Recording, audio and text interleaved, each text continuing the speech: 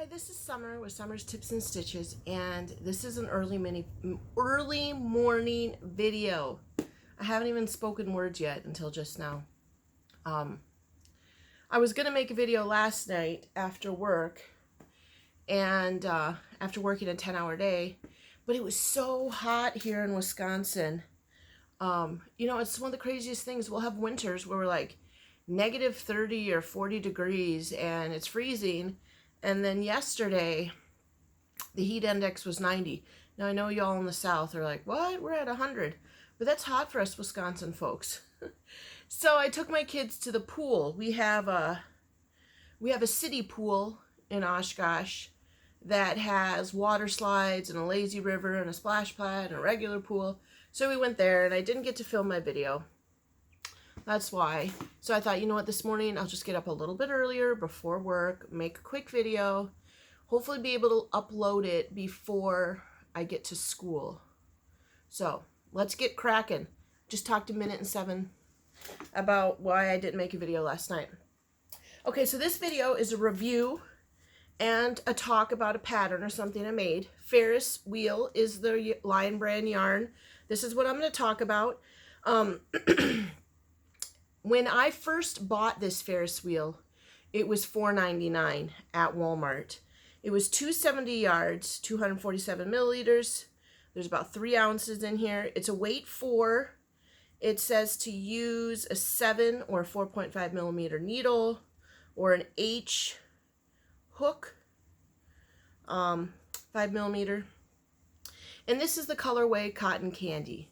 I had purchased 4 of these, and I really loved that. I really love it. So, now, I will say all in all, I do love the yarn, like the yarn. It is definitely a 4 weight.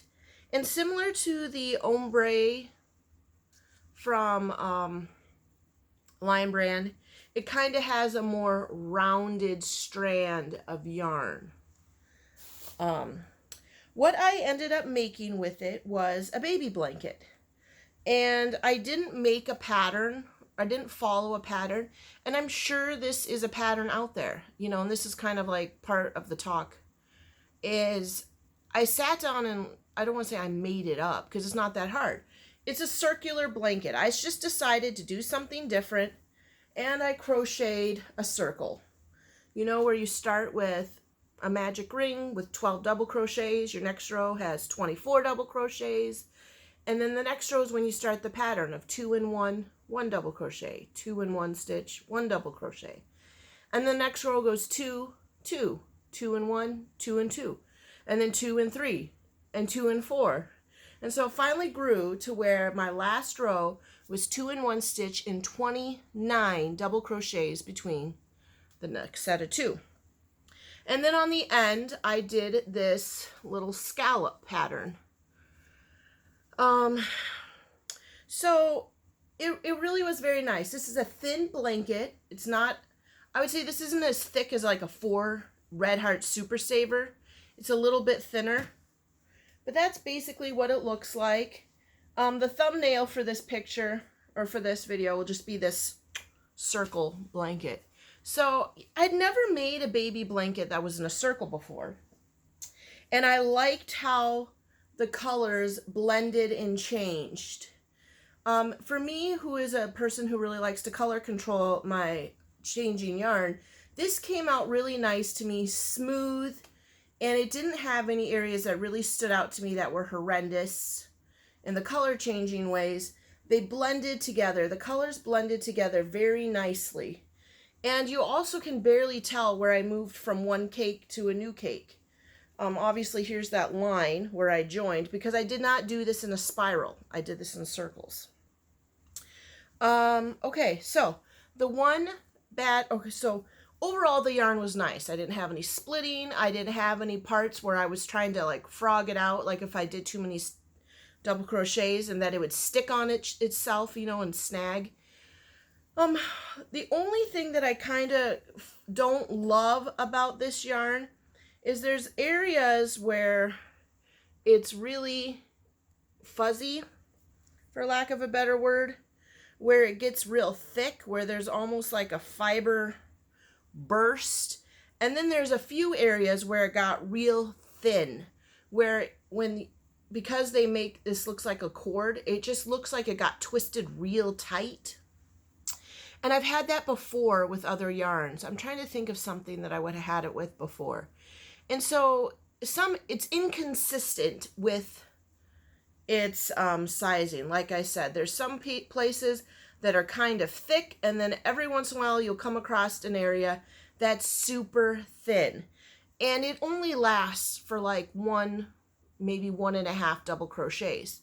And maybe you could say that it's just my problem and I'm a perfectionist.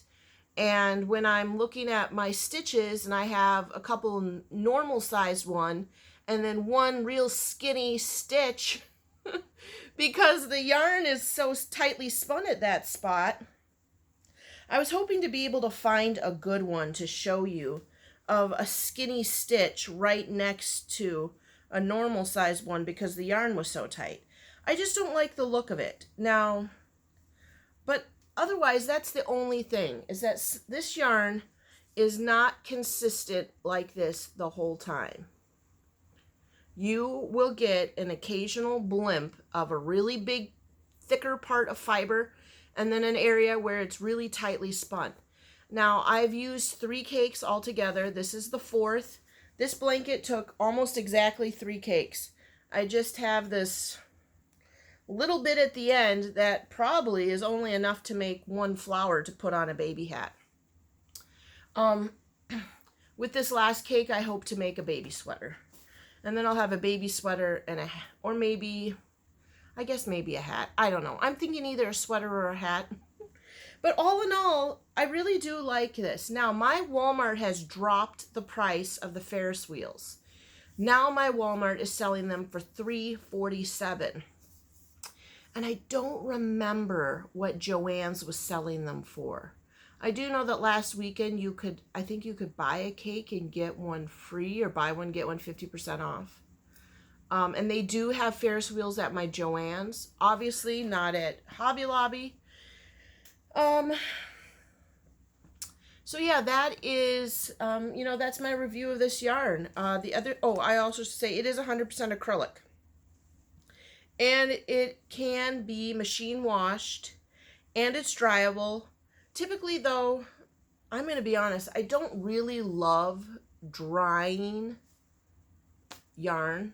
I have done it before, and it hasn't had a problem. But for some reason, I'm very nervous about it. So typically, I do lay my items flat to dry, or sometimes I'll drape it across the dryer when the next load is being dried.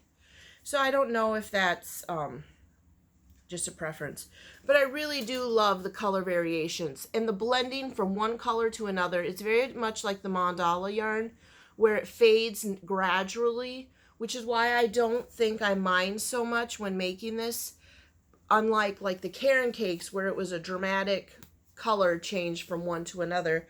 This is a gradual change, and it kind of similar to the Ombre Life, where it looks like, if you can see right here, this is kind of like a purplish green. It looks like it has a couple strands of purple in there and a couple strands of green before it completely changes from the purple to the green. So yeah, that is what I was thinking about the video now, or about the yarn. Now, about this blanket, I'm trying to decide if this is a pattern I could write up, because I did do something different for the border. The border is a 6 stitch shell. So I used 6 different stitches to make this shell. I just didn't do 5 double crochets in 1 stitch and then skip a couple. So, because I wanted to give it almost the look of like big flower petals. But I did look up on Ravelry. I did look at other baby blankets that were circular, and there's quite a few. There's quite a few that people do as the spiral. There's some that are so amazing where they do like a spiral and they change with the other color, and so it looks like 2 colors going opposite.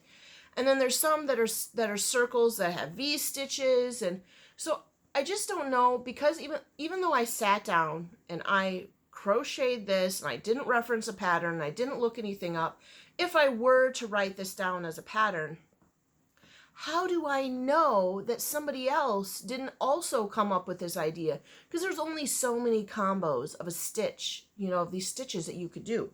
How do I know that this isn't already somebody else's blanket? And you know that you see that on Ravelry. You'll go to look up like a Swiffer mop cover and there'll be hundreds and they're almost all the same. So it's like, do I release this pattern because I did think of it all on my own? But did I really think of it all on my own? Did I not reference other flowers that I've made before in the past to get the scallop? Or obviously that circle isn't rocket science. I mean, you use that if you're gonna, that's the start of a beanie, if you're gonna make a pot holder, or if you're gonna do anything circle, you do that process of growing, even if you end up turning it into a ball. So I've kind of been thinking about it. My husband thinks I should just write it up, print it up as a pattern, and put it out for free. But yeah, I mean, it's not that exciting. I just wanted to get into that kind of wanted to break in a little bit to writing my own patterns.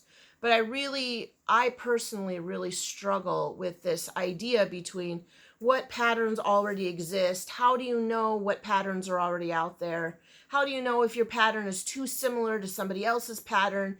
Is it a copyright infringement if they do something that's in double crochets and you do the exact one in half double crochets? You know, it's really not, you know, and I don't want, you know, what is that, gal? 9 o'clock in the morning or whatever? Or is that coffee? Anyway, that, you know, I'm sure you guys have seen her. She had a video about doing, she did a video about doing Disney type characters or cartoon characters or amigurumis. And I don't know who will come out and get me if I make a pattern that's too much like somebody else's pattern. So, yeah. At the very least, I'm going to write it up so that I have a pattern. And then I'll maybe just spend a little bit more time researching, finding patterns out there that are similar. And if I find one that's just like it, then I won't put it out. But yeah, this is a beautiful yarn. This Ferris wheel is a beautiful yarn. I really like the fade from one color to the other. I really like the texture, the feel, the softness of the yarn. It is acrylic. It's just every once in a while, you're going to get a fiber blump where there's just a little bit too much fiber. And then every once in a while, you will get an area that's super tightly spun, that's a little thinner than the rest. So there it is. I know it's $3.47 at my Walmart right now, but I did pay a little bit more than $4 for this when it first came out. I grabbed 4 of them right away when I saw them. And I know you can get them at Joann's. I don't know if you can get these at Michael's. And then obviously you can order these off the Lion Brand website. I actually just a few days ago, I want to say Saturday or Sunday, thanks to one of you kind subscribers, ordered a bunch of that new Lion Brand Ombre Life. I think Lion Brand had 50% off of their website. And so 50% off their products if you order them online. And they had a code, or maybe it was 40%. There was a code that you typed in, and so I ordered 5 or 6 of them. And then I found out from Knittin' Deb's Nook that Hirschner's was selling them for $3.99, and I think shipping and handling was a penny. So it would have been cheaper if I would have ordered them from Hirschner's, but I jumped the gun and went with that first one, that first sale I saw. So I got some yarn coming in, and somebody had notified me, John had said that he got a notice saying that the package he sent me to my P.O. box was delivered, and then I went to my P.O. box and it wasn't delivered. There was nothing there. So I'm hoping to swing by again after work today to see if I can find that package. All right, thanks for watching and subscribing. Thanks for liking and sharing my videos. And until then, happy crafting. Bye.